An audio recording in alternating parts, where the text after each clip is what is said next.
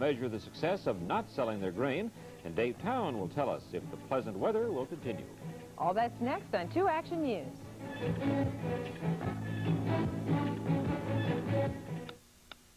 Your Lincoln Mercury dealers want you to know that whatever you're doing... Dad, you better get over here. Get big savings on Mercury Cougar. Save up to $695 on an option package, including speed control, AM/FM stereo, power windows, and air conditioning. And that's in addition to all these standard features on Cougar. Save up to $695, and that's just the beginning. You better get over to your Lincoln Mercury dealer and discover his low, low price. Mercury Cougar, at the sign of the cat. At Bishop's, you'll find something good for every taste.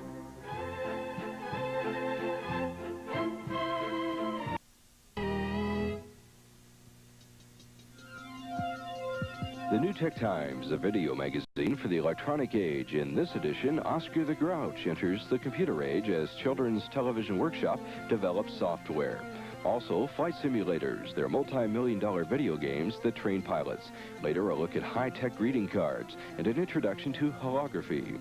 All this and more in this edition of the New Tech Times. The New Tech Times is brought to you through a grant from Wausau Insurance Companies. Times change. Wausau works. And by the collective voice of the consumer electronics industry, CEG, the Consumer Electronics Group, Electronic Industries Association.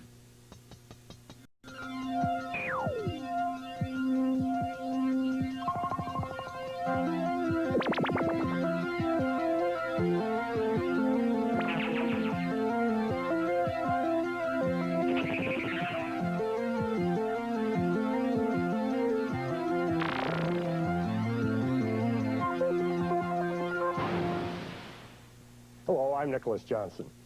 The new technology affects each of us in ways that are serious and silly, friendly, and frightening. And this week's New Tech Times has some of each. Brilliant computer scientists would rather design innovative hardware than creative computer programs. And as a result, our kids are running some mighty shoddy software on some mighty impressive computers.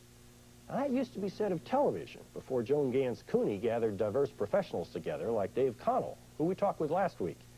They formed the Children's Television Workshop and brought us fine programs like Sesame Street. Well, now Joan sees those same TV screens filled with children's computer programs. So she's setting out to do for them what she did for network television. Here's a report on the CTW Computer Software Project, produced by Anna Ray Jones. It is easy to use the Worm 2 computer. Oscar? What is this? It's my personal computer, Nosy. But we just got a computer and it's for everybody. Yeah, well, it's not the same. It's a Grouch computer.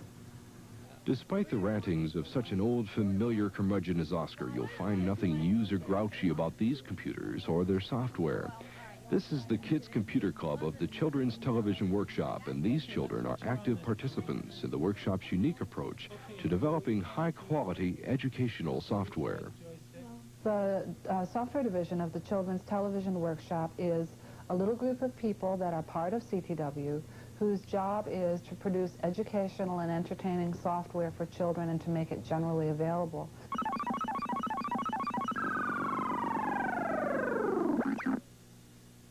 It's important for us that the material embodies some principles or some learning that are educationally valuable for the child.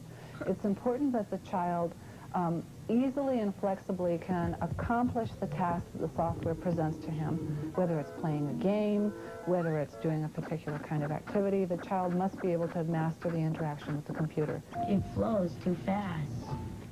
We're particularly interested in issues of how children get inside the computer and do the task that needs to be done, because we've learned that the exact mechanics of performing a task or playing a game can either really facilitate children's ability to interact with the computer or make it totally opaque and totally impossible for them to handle.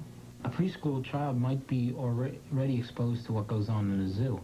You know? Like other CTW products, the software group's objective is to combine education and entertainment for the benefit of children.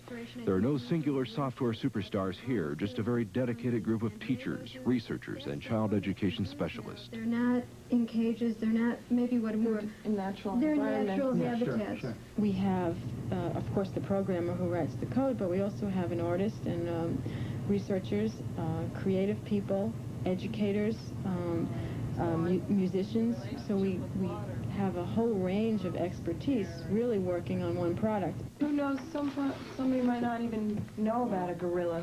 We're completely different than them. Along the way, we have the researcher who is saying, this seems appropriate, this doesn't, should we try it, can we try it this way? And that person is also responsible for doing field research, taking the product out into daycare centers, public schools, private schools, to bring back feedback. Aside from its educational value, the software must meet other basic criteria. It must be age-appropriate, non-violent, non-judgmental, and must appeal to both boys and girls. This game is called Cookie Monster Munch and is a pre-reading program for 4-year-olds. They like to be in control, I think, as we all do. And I think that one thing that we're very aware of is giving the child control, letting the child learn as he or she wants to learn, or play the game as he or she wants to play the game. Now, the goal of this game is to move Cookie Monster through the maze to pick up the cookies on the pad. Since there's only one cookie, this is the easiest level. The child only has to do a very simple task before getting a reward, because the child wants to know that he or she has accomplished the task. The latest crop of CTW software is being produced in collaboration with Atari and CBS. But by far, the most important partners in CTW's efforts are the children. Well, I think games are an important part of learning about computers, what they can do, but I don't think that's the whole thing. I like to program. I have my own computer. That's what I use it for. And I think if you just buy a computer to play games, it's not really worth it. I like good graphics and an exciting game. Also, a game that has a lot of options, where you can do a lot of things with it, and a game that you don't get bored of.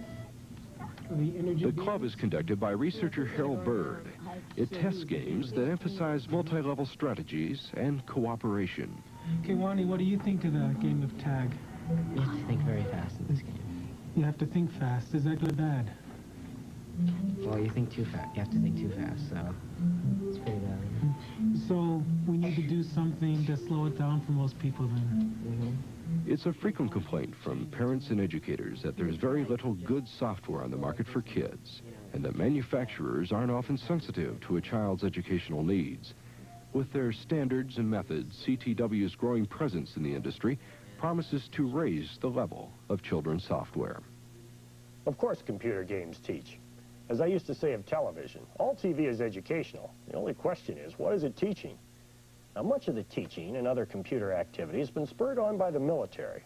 One example is a kind of video game called a simulator. This technology was developed to train the military to launch missiles and fly planes. Now that same technology is being used to train commercial pilots and entertain you in your living room. Here's a report on simulators produced by Steve Jandasek.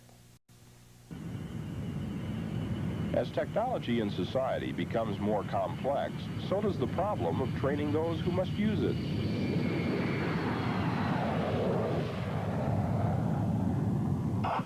Chicago Center, American Science 67. We lost ground pressure. We're presently in emergency descent passing through 30,000. Request instructions preserved. This pilot is heading for an emergency landing at Chicago's O'Hare Airport. If he misses the runway, he'll get another chance, because he's not really in the air. He's perched atop this maze of hydraulic arms and electronic cables. This is a flight simulator for the Boeing 767, the new generation of computerized jets. Sink brake. Sink brake. Sink brake. 1500. Sink brake. Sink brake. Sink brake. 100 feet. Sink brake. 50. Sink brake. 40, Sink brake. 30, 20, 10. With digital computer technology and actual flight data, these simulators look, feel, and respond just like the real thing. 6 cathode ray tubes, like small TV screens, have replaced many of the cockpit's old gauges and dials. Computer graphics now display airport runways and other flight information on screens in front of the pilot and co-pilot. The motion base creates the sensation of flight by moving the simulator through 6 different axes.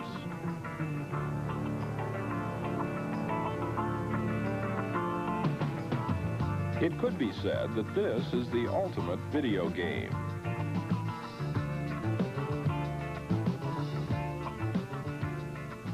The first comment that you frequently get from someone who's gotten into the simulators, that's the biggest super video game I've ever seen in my life.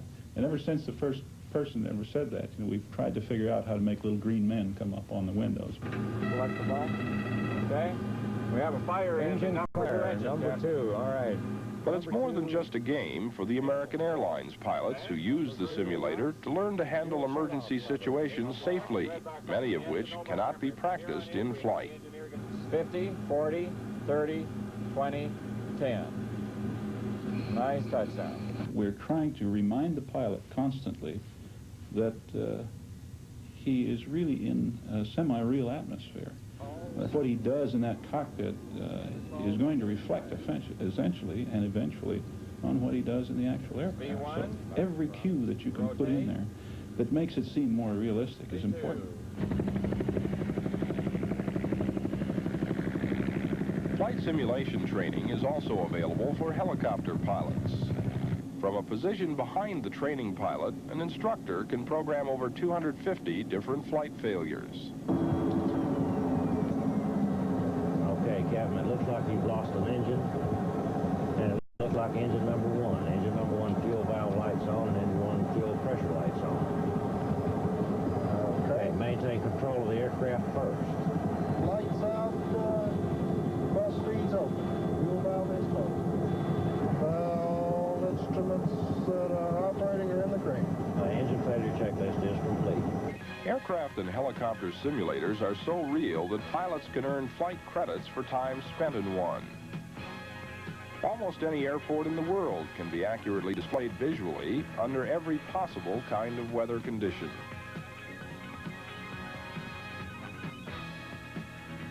We now have simulators in this country which will allow a pilot to go from the beginning of his training in a particular type of aircraft right through to the end and never see or never touch the real aircraft, and yet when he leaves the simulator he can go on line as a revenue pilot. 2, 1, we have ignition and we have liftoff. Realism has come to the home video market as well, complete with computer-generated visuals, motion, and sound. There we go. And if I get 90% at T plus 0, the solid rocket boosters will start at T plus 3. And we're through the clouds. This is Activision's new space shuttle video game designed for use at home by Steve Kitchen. Here we are. We're over 100 nautical miles up now. It's not an ordinary video game. From the pilot's viewpoint, the player has to watch several computer screens while moving the shuttle through launch, a rendezvous and dock with a satellite, and return safely to Earth. It's a total departure from the standard way games are played. It's a simulator. It's a game cartridge that fits into a game machine, but the game machine is transferred, translated into a home computer. We was talking about home computer games. This is a home computer game with the graphics, with the detail, with the play value that's in a home computer. We've put it into what was originally a video game machine. That's a departure. Secondly, it's real life. It's themed totally on what is today newsworthy. It's scientific, but it's fun. People understand it. People enjoy it. People relate to it. It's not dry scientific. It's fun scientific. And I think we have them. And we've rendezvoused. I'm now ready for re-entry. I can even... And if you successfully complete the mission 6 times, you can earn your flight wings from Activision. There we are. And there are the mountains. And the runway is in the middle as far as I can tell. The lower right-hand screen indicates the line up with the runway. There it is. And the left-hand screen is the glide slope. I had to remain between those two lines to accurately land. I'm now checking my range and my altitude on the way down. I want to keep myself in that glide slope so that I land right at the end of the runway. Not too early or I'll plow into the desert floor. Not too late or I'll run off the end of the runway. And the crosswinds are heavy. Here we go. Here we go. Okay, we're down below the crosswinds now. Now I got to keep myself accurately. I can't drop too fast. I'm bringing my nose up just a hair to catch a little bit of extra lift here. As soon as I go over the runway, you'll hear a high-pitched beep. There we are. Put my landing gear down and push my nose down. My front nose gear down, and we're down now. And we've successfully landed at Edwards Air Force Base.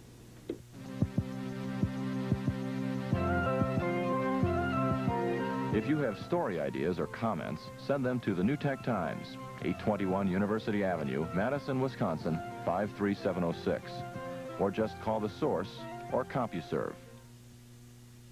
Simulators point out a recurring theme that we've seen on the New Tech Times. Sophisticated technology costing millions of dollars is developed for a military or an industrial use, and then becomes available for all of us a short time later for a lot less. Another theme is the role of innovators in this fast-moving business. One who captivated me at the Consumer Electronics Show in Las Vegas was Nolan Bushnell, who's given us everything from Pong to pizza parlors with robots. I wanted to share some of our conversation with you. Here he is.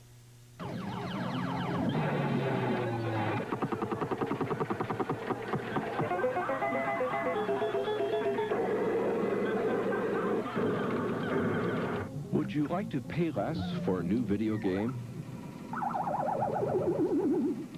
Would you like to have more control of coverage of sporting events on TV? Randy Wright, touchdown! Some people have a knack for turning ideas into reality. Such a person is the man who invented video games and started the Atari Corporation. Nolan Bushnell is the founder of numerous commercial ventures. He talked with Nicholas Johnson about one of his new companies called ACTV. What it is, it's a way that cable operators can bring interactivity to the home, but it's very customized interactivity.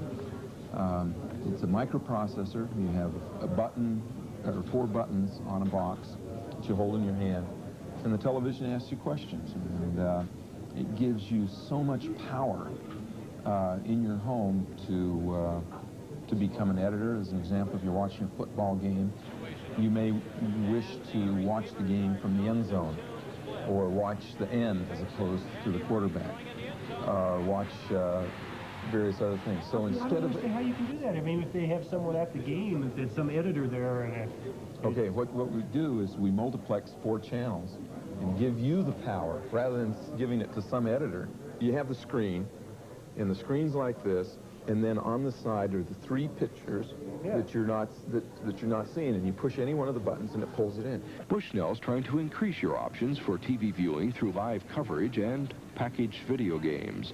Another new Bushnell company is called Kuma, with a product known as MetaWriter. It allows you to recycle video cartridges. A lot of times you end up with a game or a piece of software that's a lot of fun, but that but you get tired of it. And so we've designed ROM-based cartridges that can be upgraded. So you go down to the store, put the cartridge in, and you can actually distribute software much more inexpensively then.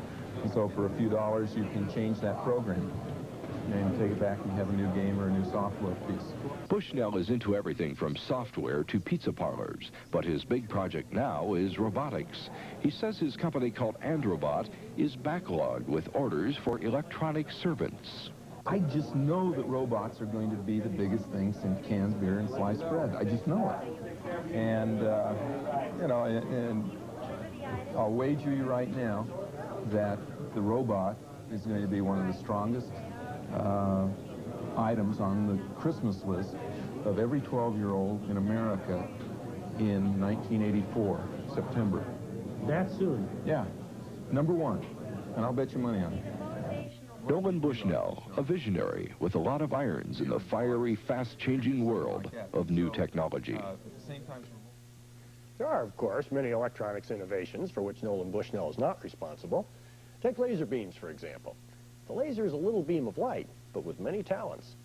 In the hands of your eye doctor, it can perform delicate surgery. A contractor might use it to drill through a mountain.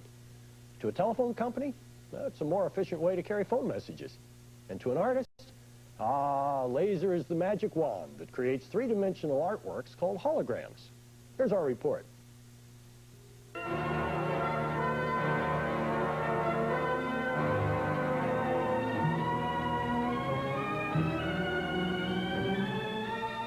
You're looking at a photograph, a new kind of eerie, 3-dimensional imaging called holography. It's a way to make a picture come to life. Sometimes it's hard to believe your eyes. It appears to be a magician's illusion, but it's not done with mirrors. Holograms are made with laser light. A beam is refracted through optics and directed onto the subject of the hologram. Images are recorded on a special photographic paper. Several layers of the picture are produced, so when you move a hologram or when it moves on its own, the image gains depth and texture. You can take a look at this new technology at the Museum of Holography in New York City. Artists are very attracted to holography because of its inherent two-dimensional and three-dimensional qualities. An artist can actually use light in its purest form, and in holography we find that the laser light allows a much more direct manipulation with color. So instead of using applied color the way that a painter would use, the holographers are actually working with a light pencil, which is what the laser light is. Holography is also being used in business. MasterCard is putting 3D emblems on plastic money to prevent forgery. In Sweden, they're used on corporate ID cards. It's nearly impossible to duplicate a hologram, but a computer can produce the effect of a hologram on a screen. It's done by blending a composite of computer graphics. Right now, the way that computers and holography interface is through computer-generated holograms. And these are a special type of hologram which is generated by a computer, and then a hologram is made of the computer drawings. And in this way, people can visualize what an object would look like before they actually make it. Holography is used by manufacturers to draw mechanical parts. Engineers can tell if a piece will break or malfunction before it's put into production. Very few people know about holograms because the use of them has been limited. They're expensive to produce, and sometimes it's hard to really see that three-dimensional quality. Holograms are also difficult to photograph for TV, but if you could look at this eagle with your eyes, it would appear as if you could reach in and touch its wings. Someday, holography will permit me to enter your living room in three-dimensional form, to walk about, sit in your chair, yet let you walk right through my body. Fortunately for both of us, that's not likely to happen for quite a while. We have found a less threatening use for holograms, however, the simple greeting card, which along with a lot of other electronics promises to make the 25-cent birthday card a thing of the past. Here's Gary Probst's report. When you want to say something to that someone special but are too shy to do so in person, you reach for a greeting card. It's a way to use the creativity of artists and poets to express your thoughts, sometimes better than you could yourself. Valentine cards, Christmas cards, birthday greetings, many kinds of cards have been around for centuries. At Hallmark Cards in Kansas City, new technology is now being used to change the way cards deliver their message. The cow that you see here was probably done in the late 50s or early 1960s with the sentiment, as you see, I'm in the mood for love, and as it opens, the eyes twirl. And to show you that there's really, in greeting card sentiments, while we continue to write new types of ideas for consumers to send, in this instance, we use the same sentiment again, and with the two bears, we open up and it says, I'm in the mood for love. Banks is holding one of Hallmark's new musical cards. The music comes from a computer chip. When the cards are produced, workers install a microprocessor, battery, and speaker. Quality control includes opening each card to check the electronic tune.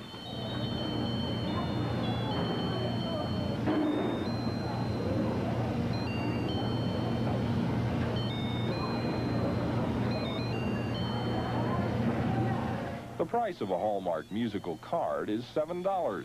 Consumers are paying for disposable electronics. The people at Hallmark believe they'll be able to improve the sound quality of the card by putting more information on that microchip. But the next step for Hallmark is talking cards. We lost our video. Do not adjust your card. We'll continue with our audio. The talking card is being test marketed on the East Coast with a price tag of $10. Another big project for Hallmark is the holographic card. It's where lasers are used to imprint the image of a finely sculptured or live object. A hologram gives a 3D effect. Ron Raymer creates works of art for the laser to photograph. Then the holograms pick up such delicate detail that we found out from the first ones that we did that every little mistake's going to show up. So, and believe me, I had plenty of them to show up. So you've got to try to get as much detail as you can in the fine area, realizing it's going to be viewed like as if the viewer was looking at it from a 2 inches away. We would like to produce a true color hologram where you could in fact have a rose that has all the pinks and the greens to the leaves and so forth. And who knows whether that's months away or years away, or if it will ever be. As new technology develops, the people at Hallmark will try to use it in greeting cards. Customers will be communicating more through electronics in the future, and they'll expect consumer items to keep up with the times. The sentiments on the cards may stay the same, but the methods of expressing them will be subject to change. From greeting cards to simulators, educational computer software to holograms, these new tech times seem to be affecting virtually every aspect of our lives. Surrounded by advertising hype on the one hand and the byproducts of military electronics on the other, you and I struggle to understand what's happening. I hope this week's show has helped you, as it has me, and that you'll be back next week when we take a look at these stories. In the next edition of the New Tech Times, home video dishes and scrambled signals, the controversy heats up over who owns the airwaves. Also, a review of Apple's new Macintosh. It's a major departure from most computers. This and more in the next edition of the New Tech Times. So join me then, won't you? For the New Tech Times staff, I'm Nicholas Johnson.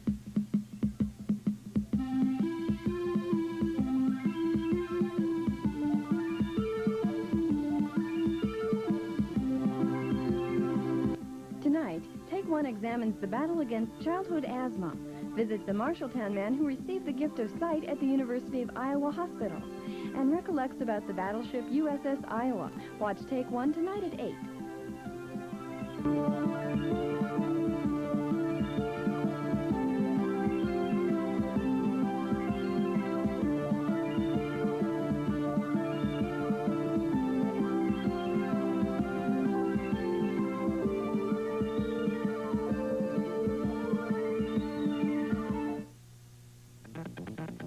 The New Tech Times has been brought to you through a grant from Wausau Insurance Companies.